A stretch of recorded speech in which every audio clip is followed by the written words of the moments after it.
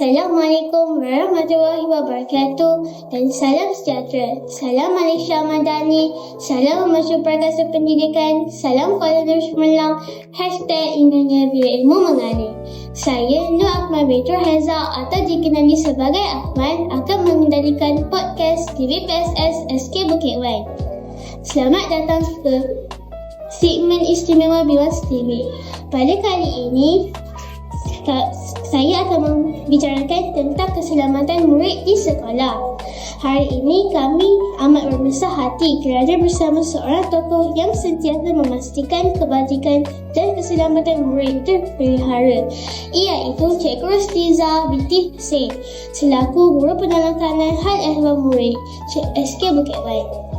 Terima kasih Cikgu kerana sudi meluangkan masa. Cikgu, keselamatan murid merupakan aspek yang sangat penting dalam sebuah sekolah. Jadi, untuk soalan pertama, apakah yang dimaksudkan dengan keselamatan murid di sekolah?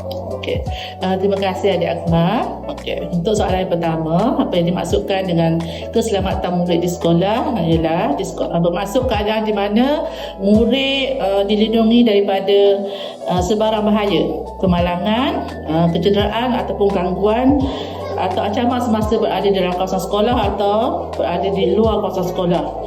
Ia merangkumi aspek keselamatan fizikal, emosi dan mental supaya murid dapat belajar dalam suasana yang selesa dan selamat. Terima kasih atas penerangan yang sangat jelas itu Cikgu.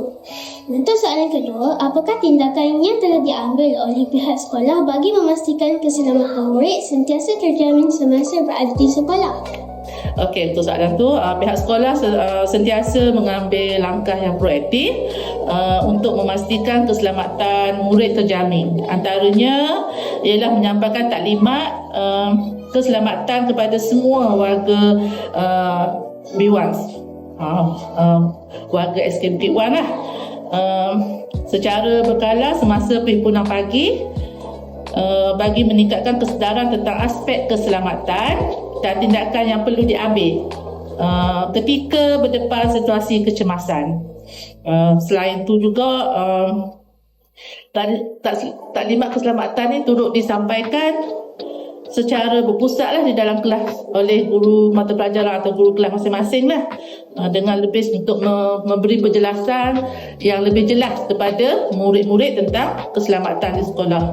Di samping itu, pihak sekolah telah menandakan kawasan-kawasan yang berisiko tinggi, yang berbahaya lah, seperti tangga, kawasan licin, tempat-tempat yang berbahaya, dengan tanda amaran yang jelas bagi mengingatkan kepada murid-murid sentiasa berhati-hati.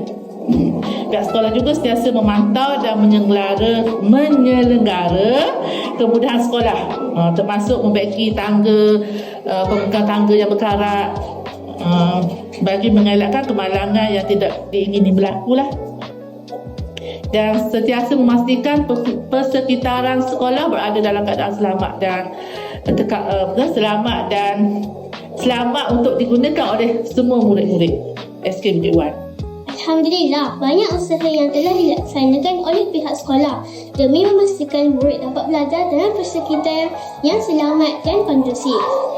Sebagai soalan terakhir, apakah harapan cikgu terhadap murid, guru dan ibu bapa dalam usaha bersama-sama menjaga keselamatan murid di sekolah? Okey, harapan saya ialah agar murid-murid sentiasa mematuhi peraturan sekolah dan menjaga diri dengan baik. Keselamatan diri adalah tanggungjawab diri masing-masing.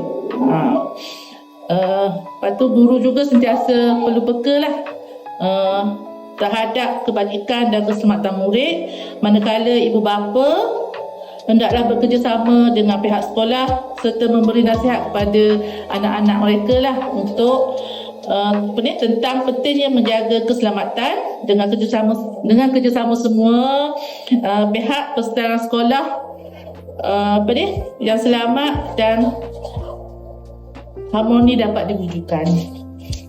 Terima kasih banyak Cikgu Rostiza atas perkongsian yang sangat bermanfaat dan membuka minda kita semua tentang pentingnya keselamatan di sekolah.